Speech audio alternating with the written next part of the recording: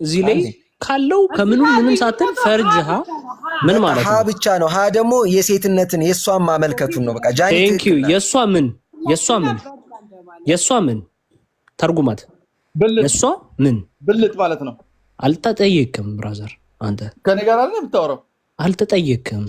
ተላጣው አንዴ ዝም ብለህ ሪከርድ አድርግ አንተ። ብልት ማለት ነው አልኩ እኮ ፈርጅ ማለት። አንዴ ተረጋጋ፣ ማንም ይጠይቅ የለም። አንዴ ተረጋጋ። ፉአድ ማይክን ክፈትና እሺ። ይኸው ፈርጅ ማለት ብልት ነው። ፈርጃሃ ከሆነ ደግሞ የሷን ያመለክታል ማለት ነው። የሷ ምን ብልቷ እንደማለት ነው። ብልቷ የሷ ማለት እንደዛ ብቻ ማለት ነው። እንደዛ ማለት ነው።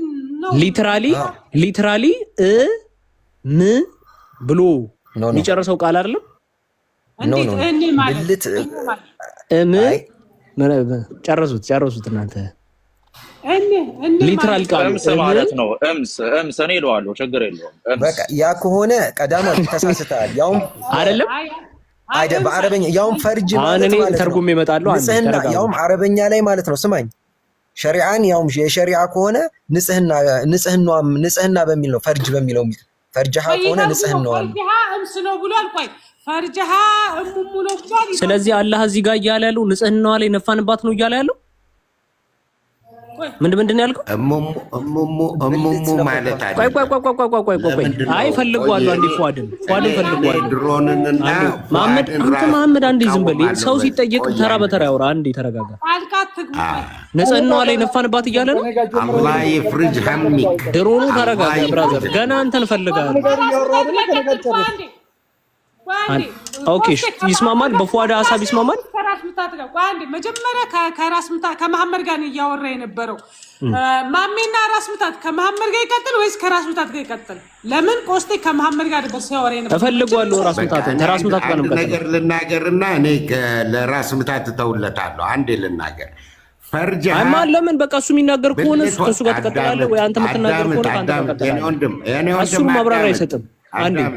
አንዴ ተረጋጋ። እየተረበሽኩ ማሜ አንዴ እየተረበሽኩ አይደለም። በቃ ማይክን ያዛ። ማትረበሽ ከሆነ አንዴ ማይክን ያዝ ማሜ ወንድሜ። በቃ ራስ ምታት ካልክ ራስ ምታት ይቀጥላል። አለቀ። ስለማትችል አንተ ከዚህኛው ሰውዬ ጋር ይላል የምትለው ነገር ጋር የምናገረው ነገር አለኛ። እሺ ቀጥልሽ፣ ቶሎ በል በአንድ ደቂቃ። እሺ ፈርጅሃ ብልት አይደለም። ብልት ብሎ የሚተረጉም ተሳስቷል። ምክንያቱም አላህ ይፍርጅ ሐሚክ ከርብ ማለት ነው። ከርብ ያለብሽን ችግር ማለት ነው። የምትጨናነቅ ነገር ማለት ነው። ቆይ እኔ ልተርጉም። አላዳመጥክም ወንድሜ፣ አልጨረስኩም። ያንተ ባሰ። ትልቁ ላይ አድርገኛል። ምን ይላል? ትልቁ ላይ ታረጋግኝ። አንዴ በቃ እንዲህ አይነት ተረት አንሰማም።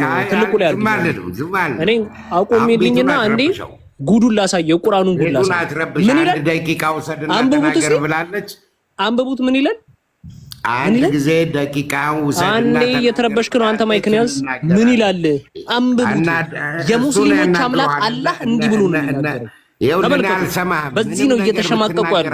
አንድ ትርጉም ላይ እንኳን አልተስማሙም። ምንድነው አንድ ደቂቃ ብለሽ ምንድነው ጣልቃ የሚገባ? ይሄ ነው እስልምና አንድ ቀን ከውሸት አንደኛ ወሃቢያና አባሽ ነው ዝጋቢ። በሽታን አትዝራብን። ለው ሰማህት አንድ ጊዜ ተረጋጋ። ቀጥልሽ። ፈርጅሃ ታዕኒ ኢዛለት አላሁ ከርበሃ ሐመሃ። ከርብ ሐም ጭንቀት፣ ይሄ ሁሉ ፈርጅ ነው የሚባለው። ስለዚህ ይሄ ፈርጅሃ የሚለው ንግግር ብልት ማለት አይደለም። ብልትማ ሌላ ስም አለው እኮ። ታዲያ ጭንቀት ነው የነፋባት። ጆኒ ትችያለሽ። ጆኒ ጭንቀቷ ላይ ነፋባት። ለመሐመድ አንዴ ቆይ ማስተካከል ተስማሙ። ዲቤት አድርጉና አንድ ጊዜ ነው ሰማ። አንድ ጊዜ አፏድ አንተ ራስህን ፏድ አላህ ይፍርጅ ሐመክ ስለምን ማለት ነው? ቆይ አዳምጪኝ ጆኒ እኔ ላቆም ነው። አላህ ይፍርጅ ሐመክ ስልህ ምን ማለት ነው? ሐሳብህን ጭንቀትህን በቃ ፈረጃ ያቅልልህ ማለት ነው እንዴ?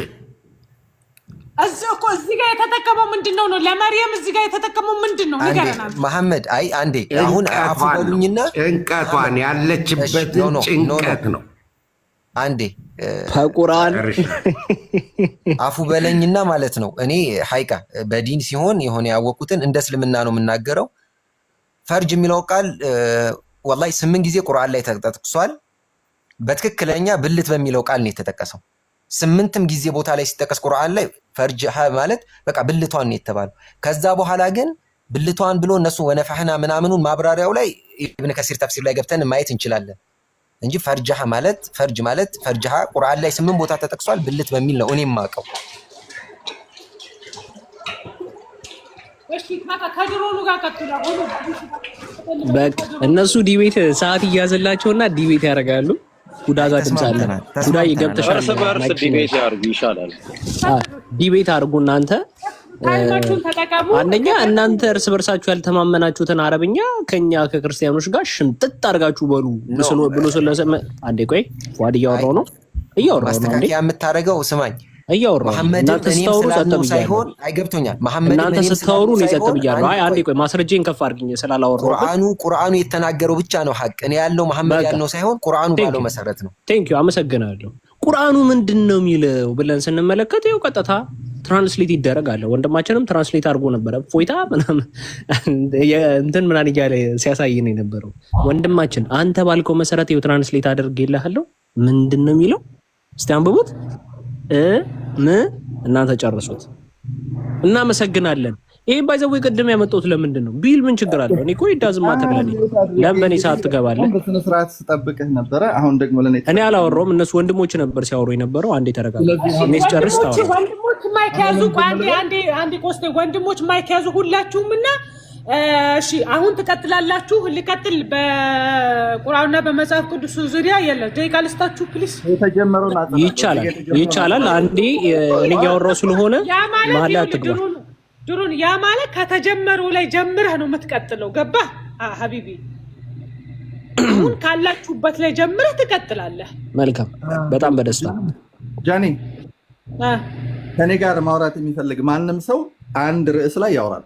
እዛ ጋር የተዘለለ አንዱ ሳይጸዳ እኔ እንደዚህ አይነት ውይይት አልፈልግም። በውስጥም ነግሬ እኔ ርዕሴ መጽሐፍ ቅዱስና ቁርአን ነው። ዛሬ አልገባህም? መጽሐፍ ቅዱስና ቁርአን ተብሎ ሲነገር በጣም አደንግጥ። ችግር የለውም።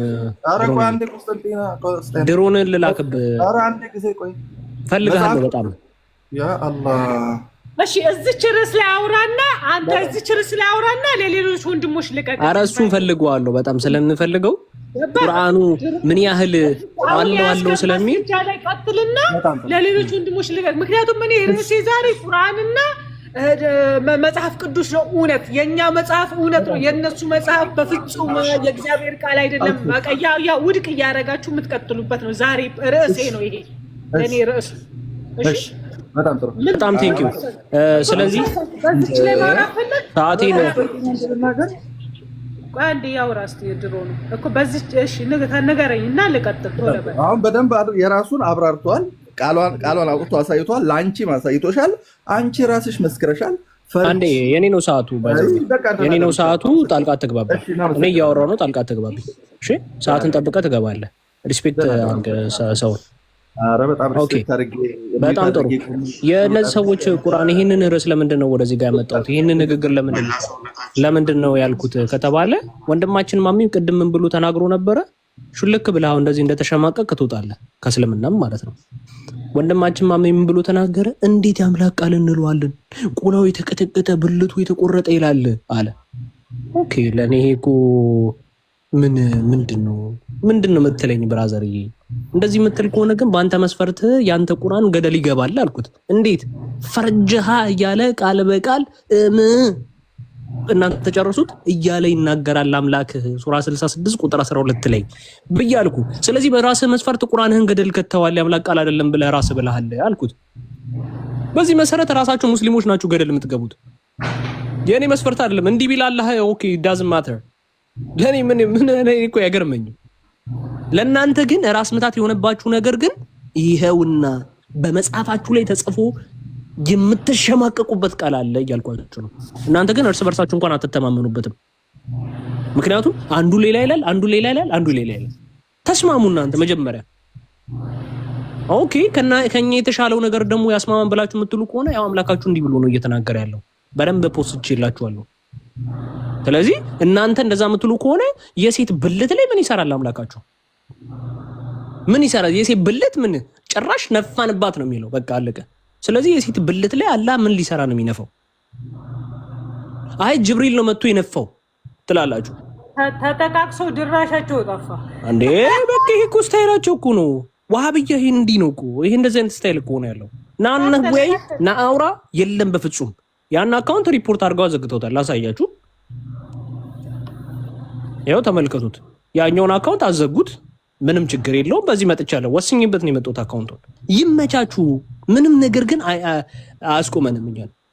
ዛሬም ነገም ከነገ ወዲያም ይህንን አጋንንታዊ መጽሐፍታችሁን ገልጠን ገላልጠን እናሳያችኋለን። እኛ ኮምፕሊንግ እናደርጋለን። በክብር እናወራለን። ክብራት ይስጥልን ማለት ነው። ወንድሜ እኔ ክርስቲያን ነኝ፣ ግን በክብር ማውራት አይቻልም። አሁን በመከባበር ማውራት አይቻልም። ይቻላል፣ ችግር የለውም።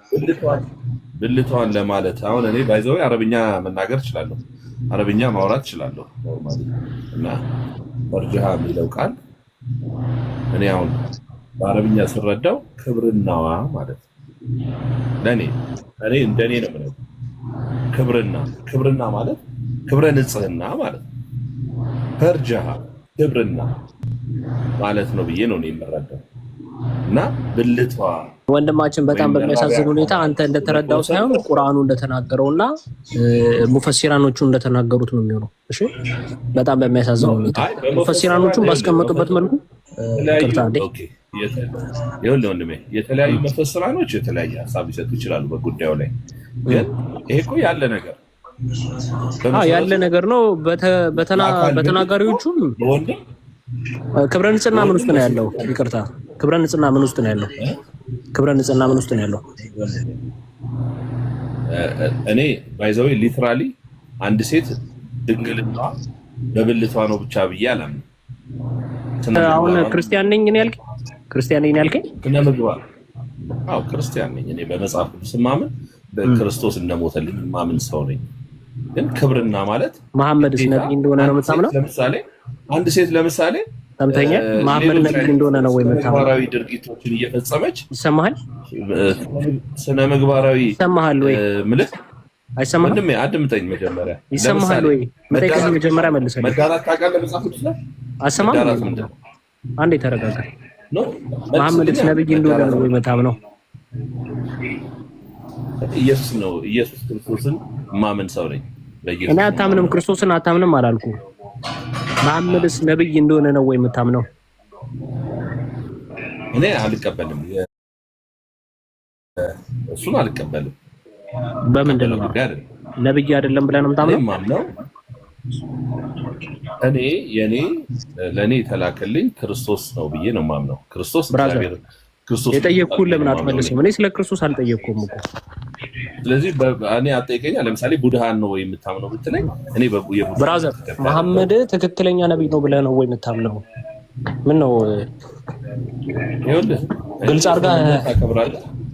የሰውን እምነት አከብራለሁ። እኔ የሰውን እምነት አታከብርም አላልኩም። አሁንም እየጠየቅኩ ያለሁት መሐመድ ትክክለኛ ነብይ ነው ብለህ ነው የምታምነው? አሁን ለምን ይሄን ስለ አረብ አውቀህ ነው እንዴ ብራዘር? ስለ አረብ ለምን አናወራ? ብራዘር የጠየቅኩህ መልስልኝ። መጀመሪያ ማንነትህን ክሊር አድርገህ ልትነግረኝ ይገባል። እሺ መሐመድ ትክክለኛ ነብይ ነው ብለህ ነው የምታምነው ወንድማችን? እኔ የምቀበለው መጽሐፍ ቅዱስን ነው። እኔ አትቀበልም መጽሐፍ ቅዱስን አላልኩም። የጠየቅኩህ መልስልኝ። ሙሉ ለሙሉ መጽሐፍ ቅዱስ የእግዚአብሔር ቃል ነው ብዬ ማምን ሰው። ኦኬ እሺ ታምናለህ፣ ጥሩ። መሐመድ ግን ትክክለኛ ነብይ ነው ብለህ ነው የምታምነው ብራዘር? አንተ ቆስጠን በአንተ ቆይ እሺ አንድ ጥያቄ ልጠይቅህ። እሺ አትጠይቀኝም፣ የጠየቅኩህን መልስልኝ መጀመሪያ። እኔ አላምንም። እኔ ማምነው በክርስቶስ ነው አልኩኝ እኔ ወንድም እኮ። ስለዚህ መሐመድ ትክክለኛ ነብይ አይደለም ብለህ ነው የምታምነው? ይኸውልህ እንደዛ ማለት አይጠበቅብኝም። እኔም ማምነው ባይዘዌ አሁን ከአንተ አይነት ሰዎችን የማይመለከተው የዋሃብዮችን ተግባር ነው። ብዙ ጊዜ ዋሃብዮች ገጽታቸውና ማንነታቸውን ቀይረው መጥተው የሚያረጉት ቴክኒክ አለ። እኔ ይህንን ነገር አልደግፍም። በትክክለኛው ማንነትህ ከመጣ ሪስፔክት አወራሃለሁ ባለህበት ነገር። ግለሰብንም በራስህ ትርጉም ተወስዶ መብት ማክበር እኔ አንተን አስተሳሰብ አከብርልህ የምችለው እኔ የማንንም ነገር ሪስፔክት አድርጌ ያወራለሁ፣ ግን አጋንንታዊ ስለምና አጋንንታዊ ነገር ነው። አረብኛ ስለ ዘር መራቢያ አካል ሊያመለክት ሊትራሊ ይችላል ላይችልም ይችላል። ስለ ክብርና ነው በቃ ስለሚችለው ነገር ነው የተናገርኩት። ብራዘር ስለሚችለው ነገር ነው የተናገርኩት። ያለ ማስረጃ አላወራውም። ማስረጃ ከፍቻለሁ። አምላክ የፈጠረው አይደለም እንዴ? ብልትን አምላክ እና እኔ አላልኩም። እኔ እኮ እንደዛ አላልኩም። ቅድም ባይዘዌ አንተ አሁን ማለት ነው በመሐመዳዊ አስተሳሰብ ነው ወይ የምታምነው ካለኝ አይደለም ውሸተኛ ነብይ ነው ብዬ ማምነው ነው የምለው። እዚህ ላይ መልሱ እንደዛ ነው። ለምን እንደዛ ብለህ መመለስ አልፈለግም? ነገር እኮ ግልጽ ነው። ሲጀመር የዛኔ አልነበርክም። ለምን ያንን ነገር እንዳመጣው ራሱ አልነበርክም። አላየም። አሁን ይኸውልህ እሱ ያንተ አስተሳሰብ ነው። እኔ ክርስቶስን ማመን የክርስቶስ ተከታይ ነኝ፣ የኢየሱስ ምስክር ነኝ ብዬ ማምን ሰው በቃ ይመች፣ ችግር የለውም። ኤኒዌይስ አረብኛ መናገር የምትችል ብራዘር፣ በቃ ችግር የለውም። እኔ አንተ ሊይዝ ይችላል ባልከው ነገር ኦኬ፣ ሊይዝ ይችላል። ቋንቋው ማውራት እንችላለን። እኔ አሁን በቃ ብራዘር መጽሐፍ ቅዱስና ቁርአን ነው የኔ ቤት። ስለ ቋንቋ ማውሪያ ሳይሆን አሁን ስለ መጽሐፍ ቅዱስና ስለ ቁርአን ነው ርዕሴ። ባባካችሁ ርዕሴ ላይ ፎከስ። እናመሰግናለን። ወንድማችን እየረበሸ ነው እየረበሸ ነው። በቃ በመሀል አትግባ ከዚህ በኋላ በቃ ብራዘር። ርዕሱ ላይ አውሩ። ግሩምዬ የኔ አባት ርዕሱ ላይ አውሩ። እሺ ግሩም ሰላም ሰላም። ፈረጅሃ የሚለው ቃል ሊትራል ብልቷን ማለት ላይሆን ይችላል። የሚያመለክተው አውቀ ነው እኔ በቃ ሊያመለክት ይችላል ሊያመለክትም ይችላል ብለሃል አይደለም? ሊያመለክት በሚችለው ነገር በቃ ብራዘር ወደ ሌላ ወሰዳችሁት። ሊያመለክት በሚችለው ነገር ተናገር ያለው እነሱ ራሱ እንደዛ ብለው አላመኑም። አንተ ክርስቲያን ከሆንክ እንደርስ እነሱ እንደዛ አላሉ እንጂ ይሄ የስተት አስተሳሰብ ነው። እናመሰግናለን። የማህመድ ተከታይ እናመሰግናለን። ችግር የለም። ኦኬ። ስለዚህ እኔ እየተናገርኩ የነበረው ነገር ምንድን ነው ከተባለ ለእኔ ምንም ችግር የለውም። ምክንያቱም ይህንን አካል እንትን የፈጠረው አምላክ ራሱ አምላክ ነው። ችግር የለውም። እንኳን አይደለም ተዉትና እናት አባቶቻችን በልጅነቶቻችን ምንም የትኛውንም አካላቶቻችንን ነክተው ዳሰው አጥበው ነው እንትን የሚለው። እኛ ለነሱ እንትን እንማርለን። ስለ እኛን ደግሞ ከምንም ነገር ሁሉ የፈጠረን ሁሉ ነገራችንን የሚያውቅ በጨለማም ሆነ በድብቅ ቦታ የምናደርገውን ሁሉ የሚያውቃችን አምላክ እንዲህ ብሎ አለ እንዲህ ብሎ አላለም ብለን የምናስብ የትንሽ አይምሮ ያለን ሰዎች አይደለንም።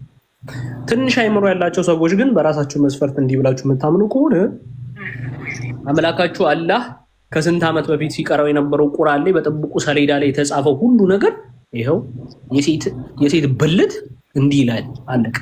የሴት ብልት ላይም ነፋንባት ይላል ቁርአኑ። በስነ ስርዓት ያንን ነው የሚናገረው። ብልቷ ብሎ ይናገራል። ትራንስሌሽኑን ከፍቼ ማሳየት ይቻላል አስፈላጊ ከሆነ ችግር የለውም። ብልቷ ላይ ነፋንባት ነው የሚለው። በቃ ችግር የለውም። ለእኔ እንትን አይለኝም። ኤኒዌይስ ቅድም የጠየቅኩት ጥያቄ ነበር ማሜ። ሱራ 2:223 ላይ ስለ ፖዚሽን የሚያወራ የቁርአን ክፍል ነውና ይህ የዘላለም ሕይወት የሚያስገኝ መጽሐፍ ነው ብዬ እንዴት ነው ሊቀበለው የምችለው? ስለ አንድ ፖዚሽን በዚህ በኩል ተገናኟቸው፣ በዚህ በኩል ተገናኟቸው፣ እንዲሚሆን በፈለጋችሁበት አይነት መንገድ ተገናኟቸው እያለ ለምንድን ነው የሚለን? እንዲህ የሚለን መጽሐፍ እንዴት ነው የዘላለማዊ ሕይወት የሚሰጠን? አሁን ቆስጠንጢኒዮስ ብቻ ነው የሚናገረው ወይ እንዴት ነው? አይ ጠየቅኩ። አንተ የቅድሙ ላይ ቀጥሉ፣ ደቂቃችሁ ይቀጥላል ማለት ነው። አዎ እሺ፣ ደቂቃችሁ ይቀጥላል። ተናገረ እኮ ብዙ። በቃ እኮ ወደ ጥያቄና መልሳችን ወደ አቆምነው የጥያቄና መልሳችን እንቀጥላለን ማለት ነው። እሱ ከግሩሜ ጋር ነበረ የሚያወራው። ጥያቄና መልሱ ነው። 10 ደቂቃ ቆይ አንዴ ማሜ ስለ ፈርጃ በኋላ እናወራለን። ለስንት ሰዓት ተወራ? አሁን ጥያቄና መልሳችሁ ላይ ቀጥሎ 10 ደቂቃ አላችሁ ፕሊስ። ባከን ሙስሊሞች ከፈርጃ መቼ ነው የምትወጡት? ኧረ በጌታ 10 ደቂቃ። እሺ ቴንክ ዩ። ይሄን አሁን ሱራ 2:223 ላይ ሴቶቻችሁን በፈለጋችሁበት አይነት መንገድ ተገናኟቸው ብሎ ይነግረናል። ስለዚህ ስለ ፖዚሽን እንደሚያወራ አቤት ምን አልከኝ? ስለዚህ ስለ ፖዚሽን የሚያወራ የቁርአን ክፍል እንዴት ነው ዘላለማዊ ሕይወት ይሰጣል ብለህ የምትለኝ? መልስልኝ። የፈጠነ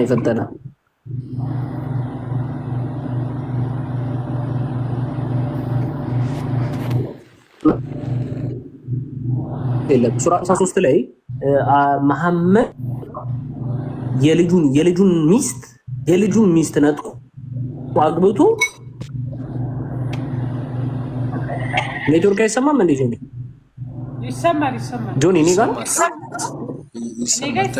ማሜ ነው ጸጥ ያለው። እሺ አለ ተራው። ኦኬ ጆኒ አንቺ ጋር ነው መሰለኝ ድምጽ አለ። ማይክ ያዝ። ኦኬ ጸጥ ብሏል። እኔ ችግር የለውም ጥያቄን አቀርባለሁ። ማይመልስ ከሆነ አልፋለሁ ዝም ብዬ። ሱራ 33:53 ላይ መሐመድ የልጁን ሚስት ቀምቶ ባደረገው ድግስ ላይ ማታ ሚስቱን ለመገናኘት ሲፈልግ ብቻ ማለት ነው ሰዎች ስላልወጡለት የቁርአን ክፍል የሚወርድ አካል ነው። ምን እያለ ይላል? በተጠራችሁም ጊዜ ግቡ፣ በነብዩ ቤቶች ነብዩ ያፍራል አላህ ግን አያፍርም ብሎ ከቤቴ ውጡ ብሎ የቁርአን ክፍል ያወርዳል። ይሄ ዘላለማዊ ህይወት የሚሰጥ መጽሐፍ ነው ወይስ መሐመድ ራሱ ለፍላጎቱ ሲያወርደው የነበረው መጽሐፍ ነው? መልስልኝ።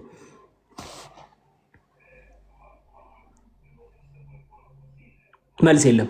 ሰሃባዎቹ ከጦር ዘረፋ ያገኙትን በበድር ጦርነት ከጦር ዘረፋ ሲያገኙት የነበረውን ክፍፍል ሊከፋፈሉ ሲሉ መሐመድ ዕቃ ሰርቋል ብለው በመጠርጠራቸው ብቻ ማለት ነው ምን አሉት? መሐመድ ሰርቋል፣ ይሄንን ሰለባ ሰርቋል ብለው ሲሉ መሐመድ ምን አለ? የፈጠነ የቁርአን ክፍል አወረደ። ምን አለ? ለነቢይ ሰለባን መደበቅ አይገባም፣ የሰረቀውም ሰው በትንሣኤ ቀን ተሸክሞት ይመጣል ብሎ አለ። የሚገርማችሁ እሱ ራሱ ቀዩ ሰለባ በሞተ ጊዜ ተገኝቶ መሐመድ መቃብር ውስጥ አስቀምጠውለታል። ምክንያቱም መሐመድ ምን ብሎ ስለተናገረ የትንሣኤ ቀን ተሸክሞት ይመጣል ስላለ ማለት ነው። እናመሰግናለን። ማሜ ደንግጦም ይሁን ኔትወርክ ይሁን ወጥቷል። ተመልሶ ይገባ። ስንት ላይ ነው ኔትወርክን ያስወጣው? ሱራ ስንት ላይ ነው አሁን የጠቀስከው አንቀጽ? ለነቢይ ሰለባን መደበቅ አይገባም የሚለው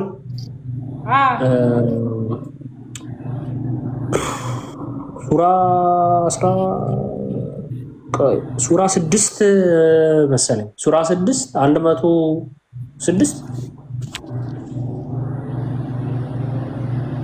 ሱራ 3 160 ሱራ 3 160 ሱራ 3 161 ወይም 160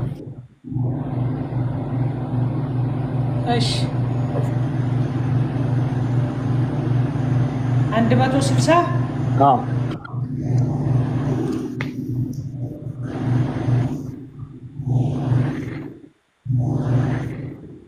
በነቢይም ሰለባ መደበቅ አይገባም።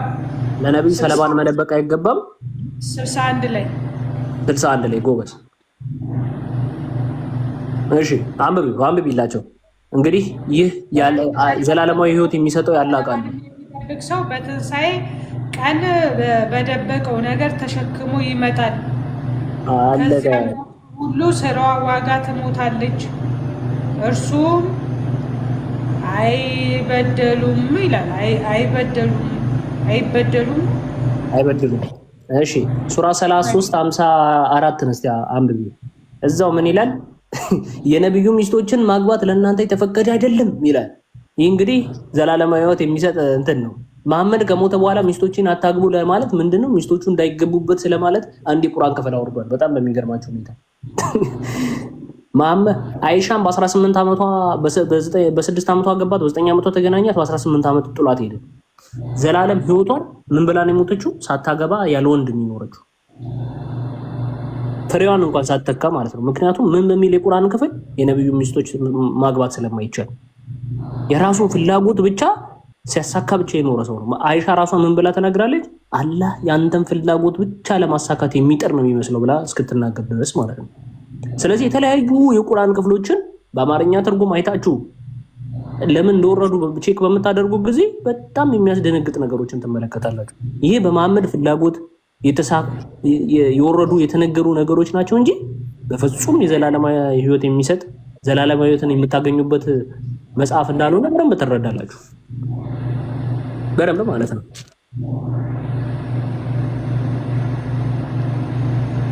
እሺ ቀጥል። ስበከን ኦኬ። ሌሎች የቁርአን ክፍሎችንም ልቀጥል? እሺ በጣም ቴንኪው አመሰግናለሁ።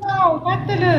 እሺ እንደዚሁም ሁሉ ሱራ 9 ርዕሴ ነው። በርዕሴ ላይ መቀጠል ትችላለህ። ኦኬ እሺ ሱራ 9:30 ላይ ምን ብሎ ሲናገር ትመለከታላችሁ? አላህ አጥፋቸው እያለ ሲሳደብ ታዩታላችሁ። እዛው 28 ላይም እነሱ ርኩሶች ናቸው ብሎ እየተሳደበ ትመለከታላችሁ። እኛን ከመሳደብ ሱራ 90 ወያ ጉዳይ አንዴ ይቅርታ የቅድሙ ትደግምልኛለህ? የትኛው ነበር? አይሻ ምናምን ያልከው? ኦኬ አይሻ ኦኬ ሱራ 33:54 ክፈችላት እስቲ። የነብዩን ሚስቶች ማግባት አይቻልም። ባይዛው ወይ ከሞተ በኋላ ማግባት አይቻልም ነበር። ማንንም ሰው ማግባት አይችልም የነብዩን ሚስቶች። ይሄን አታውቂም? አይ አላውቅም ነበር። እና ደግሞ አይሻ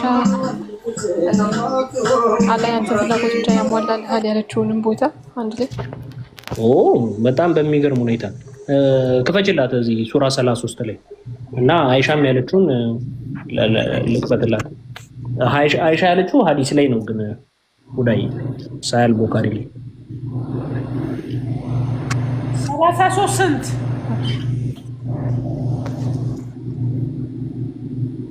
ቤቶቻችሁ ውስጥ እርጉ እሺ 33 ስንት ላይ ነው? ይሄውና የነብዩ ሴቶች ሆይ 54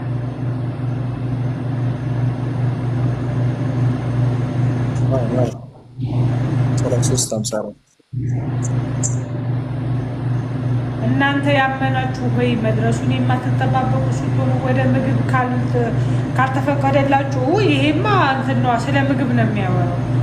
ቤቶች ምንም አትግቡሽ፣ በጠራን ጊዜ ግቡ፣ ወዲያው ተተውሽ ለወግ የቤቶቻችሁ ስትሆኑ እሱ ቅድም የነገርኩሽ የልጁ ሚስት ቀምቶ ያገባበት የቁርአን ክፍል ይሄ የኡዘይር ልጅ ያሳደገው ልጅ ኦኬ። ይሄ ብዙ ጊዜ ተወርቷል እኔ ቤት ላይ እሱ እዛ ላይ ተቀምጦ እያለ እሷን መገናኘት ፈልጎ እንትን ያለበት ነው። ዝቅ ብለሽና አንብቢ። የሁዳ ደግሞ ሳያል ቡኻሪ 43:88 55 ላይ የነብዩ ሚስቶች በአባቶቻቸው በወንዶች ልጆቻቸውም በወንድሞቻቸውም በወንድሞቻቸው ወንዶች ልጆችም በአጎታቸው ወንዶች ልጆችም ምእመናት በሆኑ በሴቶቻቸው እጆቻቸው በጨበጧቸው ባሮች አጠገብ በመገለጥ በእርሱ ላይ ኃጢአት የለባቸውም። ሴቶች የታዘዙ አላህን ፍሩ። አላህ እናትህን ታገባለህ እንዲህ ነው ያልሽው? ኦኬ ሰለም ዲያ በጣም በሚያሳዝንሽ ሁኔታ አባትሽን አንቺ እንድታገቢ እስልምና ያዝሻል። ስለዚህ የነብዩ መሐመድ ሚስቶችን አታግቡ የሚለው ነው ያለ እዛው ሱራ 33 ላይ ኦኬ። ለእንትን ልንገርሽ። እሺ አንዴ ቁጥሩን አላገኘሽው? እኔ እኮ በቁጥር መያዝ አልችልም። ብታይ የሚገርምህ ነገር ማለት ቁጥር ላይ ሰነፍ ነኝ። ስልክ ቁጥሬ ራሱ ብታይቀኝ አላውቀውም። ስልክ ቁጥሬ እንኳን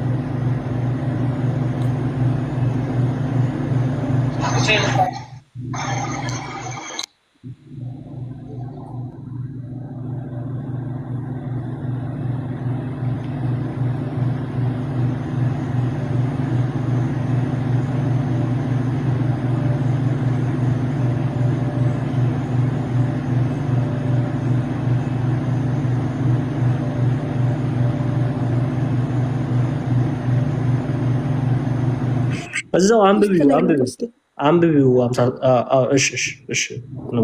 53ን አንብቢው። ቆስጤ ቁርአን ልክፈትልህ። ቁርአን ትልቁ ላይ ሆነ እያሳያቸው ቢሆን ጥሩ ነው። እና ያመናችሁ ወይ መርደርሱን የምትተባበቁ ስትሆኑ ወደ ምግብ ካልተፈቀደላችሁ በስተቀር የነብዩ ቤቶች ምግብ ጊዜ አትግቡ።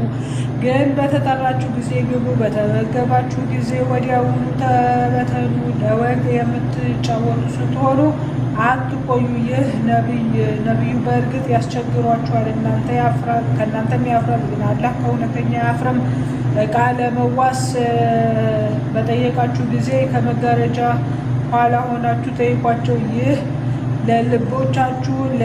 ለልቦቻቸውም የበለጠ ንጽህና ነው። የአላህንም መልእክተኛ ልታስቸግሩ ሚስቶቹንም ከእርሱ በኋላ ምን ጊዜም ልታገቡ ለእናንተ አይገባችሁም፣ ይህ የአላህ ዘንድ ከባድ ኃጢአት ነው አለ። ቴንክ ዩ አመሰግናለሁ። እዛው 53 ላይ ነው የሚያልቀው አይደል? 54 ላይ ሄድም ማለት ነው። ኦኬ ቴንክ ዩ። ትልቁ ላይ አድርጉት ይምናሙሰን ነው። በዛውም ሁዳ የፈለገችውንም እንከፍተዋለን። እሺ እናንተ እየከፈታችሁ አውሩ፣ ምክንያቱም እኔ ትንሽ ስራ ላይ ስለሆንኩኝ ወንድም ማለት እሺ በቃ እሺ። አንድ ታርጊልን ድምጽ ስላለ አንቺ ጋር እሺ፣ ድምጽ አለ አንቺ ጋር ክሬዶ ካለ አስገቢው። እሺ ክሬዶ አይገባም።